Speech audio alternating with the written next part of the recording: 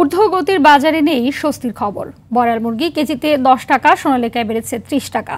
বাড়তি দামের কারণে সাধারণের নাগালের বাইরে ইলিশ মাছ। মৌসুম শেষ হওয়ার অজুহাতে বাড়ছে পেঁয়াজের দর। সরবরাহ কিছুটা কমায় সবজির বাজারও চড়া। সাকিবুর রহমানের রিপোর্টে বিস্তারিত।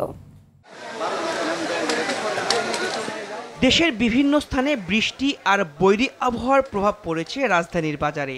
সবজির বাজার সপ্তাহখানেক আগে যে নাজুক অবস্থায় ছিল সেটা স্বাভাবিক হতে শুরু করলেও বিক্রি হচ্ছে চড়া দামে। সব ধরনের সবজির দরও বাড়তি। মরিচ উঠেছে ডাবল সেঞ্চুরিতে। ৩-৪ দিন বৃষ্টি থাকার কারণে সব সবজির দাম বেশি। গেছে সপ্তাহ থেকে এই সপ্তাহে আপনার সব সবজি কেজি থেকে 10 টাকা 30 টাকা বেশি হয়েছে।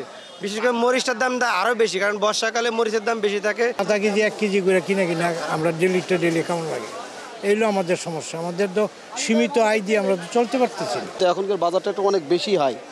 এটা কদিন আগে নিয়েছে 30 টাকা করে, এখন হয়ে গেছে 40 টাকা, এখন হয়েছে 50 টাকা। দেশি পেঁয়াজের পর্যাপ্ত সরবরাহের পরও মৌসুম শেষের অজুহাতে পাইকারিতে 5 আর খুচরা বাজারে 10 টাকা বেড়েছে কেজিতে।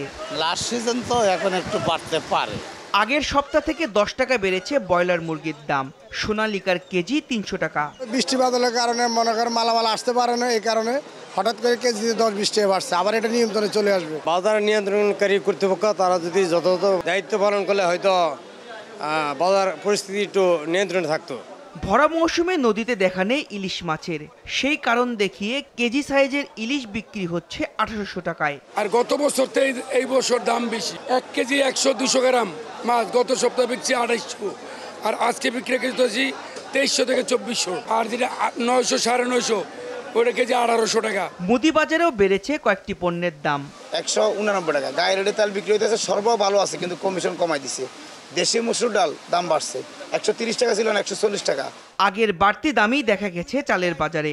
ঢাকার বাজার কিছু না, যেখানে আপনার মনে করেন মেল চাতাল আছে, যেখানে বড় বড় কোম্পানি আছে, ওদের গেটে গেলে এটা সমস্যার সমাধান হবে।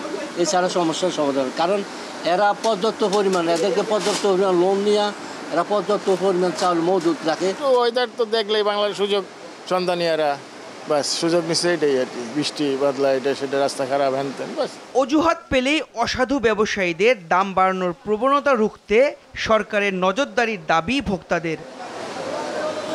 সাকিবুর রহমান, RTV, ঢাকা।